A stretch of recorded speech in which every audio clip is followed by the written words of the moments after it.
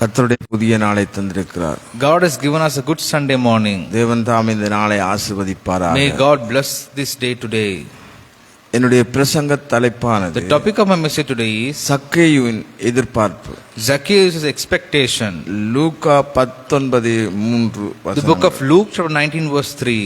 அருமையான தேவனுடைய பிள்ளையே, My dear children of God, கடமை கிறிஸ்தவனாய் வாழுகிறார்கள். தேவனை அறியாதவர்கள் தேவ நம்பிக்கையோடு எதிர்பார்த்து வாழ்கின்றனர்.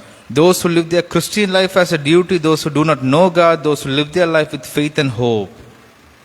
நாம் எப்படி எந்த நிலையில் இருக்கிறோம் என்று ஆராய்ந்து பார்ப்போம். Let us examine ourselves to see where we are or in which state we are in. முதலாவது குறிப்பாக, As my first point, Luca 19:3. the book of Luke chapter 19 verse 3. எதிர்பார்க்கிறவன், The one who expects. இயேசு எப்படிப்பட்டவரோ என்று அவரை பார்க்க வகை தேடினான். அவன் குள்ளனானபடியால் ஜனக்கூட்டத்தில் அவனை காணக்கூடாமல். He wanted to see who Jesus was, but because he was short, he could not see over the crowd. முதலாவது தீவிரமானவன், An ardent person. இரண்டாவது வகை தேடினவன், Two was seeking for something.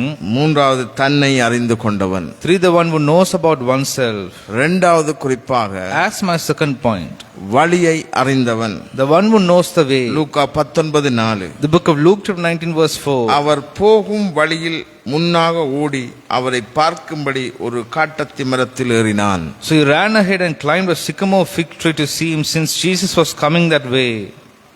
முதலாவது தாழ்மை உள்ளவனாயிருந்தான். The one who is humble. சந்தோஷம் கண்டான். Two, the one who has experienced happiness in his life. மூன்றாவது குறிப்பாக, As my third point, தன்னை இழக்கத் துணிந்தவன்.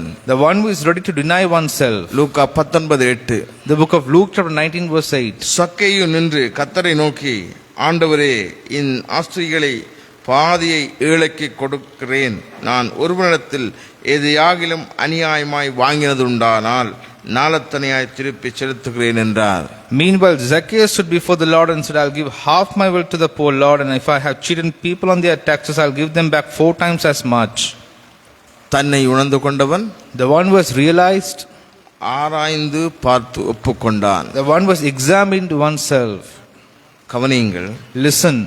லூக்கா 23:8 படி, According to the book of Luke chapter 23 verse 8, மனம் திரும்பாத ஏரோதுக்கள் போல வாழாமல், without living like who did not repent as Herod, எதிர்பார்ப்பில் வாழ்ந்த சக்கேயு போல வாழ கற்றுக்கொள்வோம். let us live like hoping Zacchaeus. கர்த்தர் தாமே உங்களை ஆசீர்வதிப்பாராக. May God bless you abundantly. Amen, amen, amen. Amen, amen, amen.